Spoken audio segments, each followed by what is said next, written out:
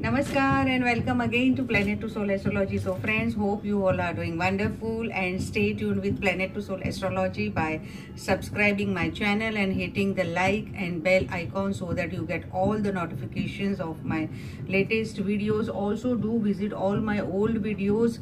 Hope that you will definitely learn and gain something out of those educational videos. I have made the basic about all the houses also, so that you can know that what are the signification of each house and each planet in particular house, how it gives the fruit. Also I have made certain videos on Rahu, Ketu and many other videos, so do watch it and do give the feedbacks.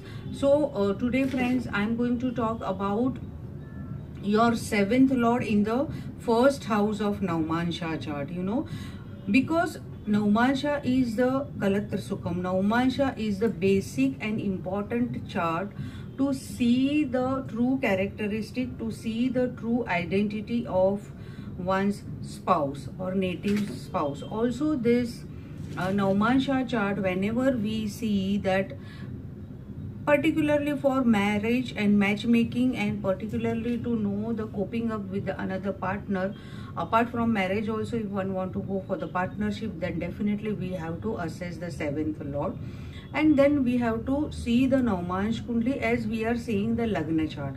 But Navmansh seeing definitely will help us in a better way to understand the native's true character as well as native spouse true character. So whenever the Saptam Lord, that is seventh Lord, is posited in the first house of the Navmansh chart, we could say that this person has brought the seventh Lord in the Dharma Sthana of the Navmansh Kundli. Because in all the divisional charts, Dharma, Artha, Kama, Moksha theory is going to remain the same. So when your seventh lord goes into the Dharma Sthan, so we can say that these people will be spiritually connected to each other.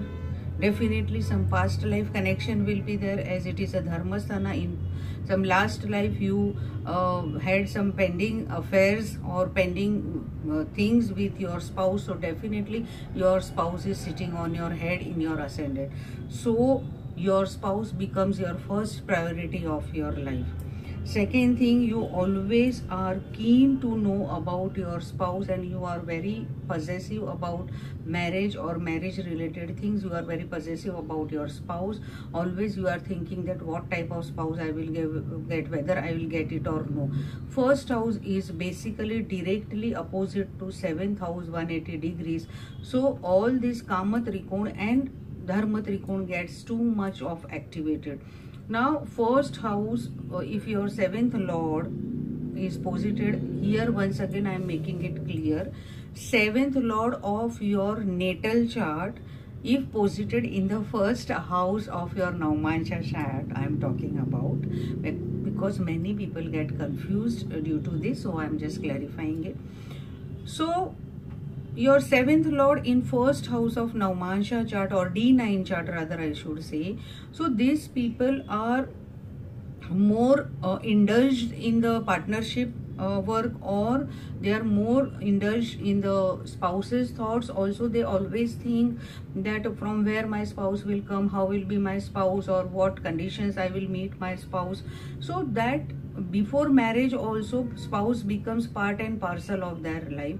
During marriage also and after marriage also, always they feel so deteriorate as well as connected as well as happy with the thought process and with the routine of their spouse.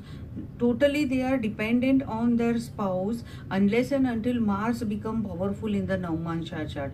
Otherwise these people follow everything what their spouse say, and they are over possessive also, they are suspicious also sometimes. So if it totally depends again on the planet which is posited in your first house being your seventh lord. If it is a planet like Mars, or if it is a planet like Surya, then definitely your spouse will be over ambitious personality with high confidence level, also very reputed family we can say, and as it is sitting in the Karak Bhav in your Navmansh chart in the first house, then definitely you can say that spouse will be very smart and very bright person. He or she will be having very good aura, also good healing properties will be there in the spouse, and also with lots of energy within. So whenever your seventh lord of D1 chart is posited in the first house of your D9 chart, one should always say that my seventh lord is becoming Lagnamansha, because as per the degrees, as per the anshas, the position is posited in the Navmansha chart. I read it from Dhruva Nadi. Also, my mentor taught me this about the Nadiyamsha process.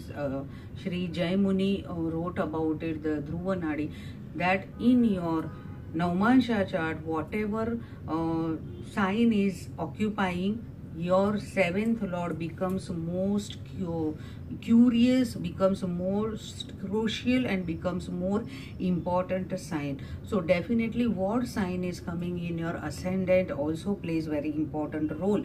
As I always say that if it is a friendly sign, enemy sign, or also exalted or debilitated sign, same way you will experience the fruits. If your seventh lord is coming in the debilitated position in your D9 first house, then definitely there may be possibilities of late marriage or difficulties in getting a proper alliance. Also sometimes conditions like difficulties in communicating with the spouse also here. But you have to see that what are the trine position planets are supporting, and also how far your ascendant lord is from your seventh lord in D9 chart. So definitely that will be the distance of yours and your spouse. So if it is 90 degree away, then you can say the spouse is little bit away from my homeland.